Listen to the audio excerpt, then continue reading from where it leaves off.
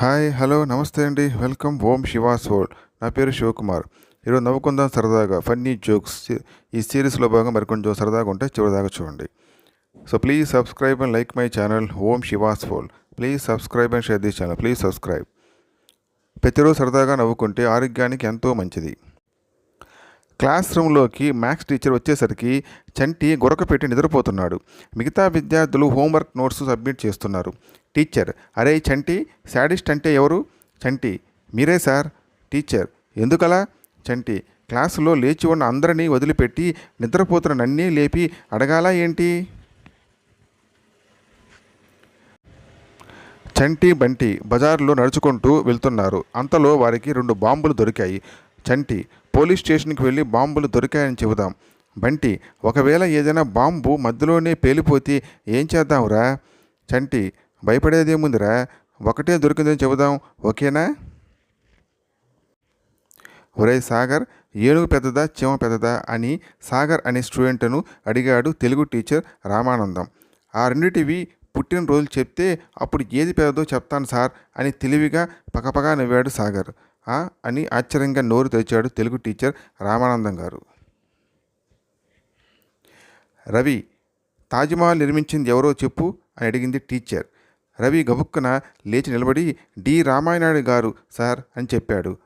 అని ఆశ్చర్యంగా నోరు తెరిచింది టీచర్. పకపకా నవ్వారు మిగతా పిల్లలు.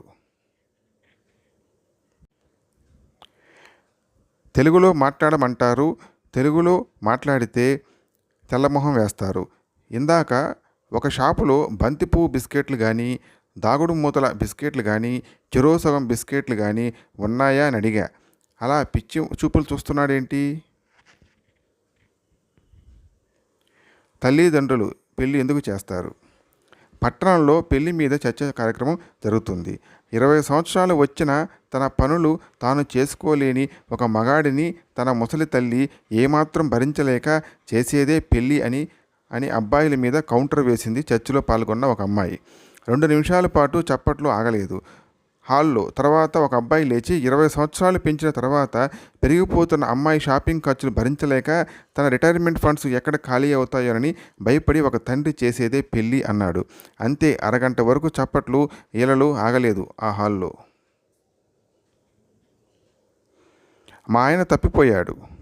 కాంతం: అక్క, మా ఆయన తప్పిపోయాడు, వెళ్ళి పోలీస్ స్టేషన్లో కంప్లైంట్ ఇద్దాము, నాతో కూడా వస్తావా అంటూ బోర్ను ఏడ్చింది కాంతం.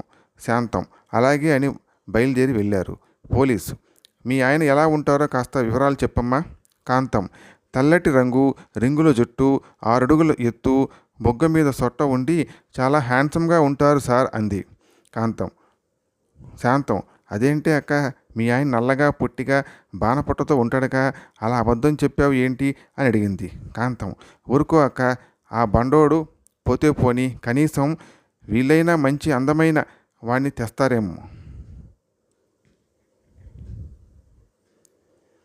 మొబైల్ వచ్చి కెమెరా పోయే డామ్ డామ్ డామ్, మొబైల్ వచ్చి రిస్ట్ వాచ్ పోయే డామ్ డామ్ డామ్, మొబైల్ వచ్చి టార్చ్ లైట్ పోయే డామ్ డామ్ డామ్, మొబైల్ వచ్చి రేడియో పోయే డామ్ డామ్ డామ్, మొబైల్ వచ్చి MP3 పోయే డామ్ డామ్ డామ్, మొబైల్ వచ్చి ఉత్తరాలు పోయే డామ్ డామ్ డామ్,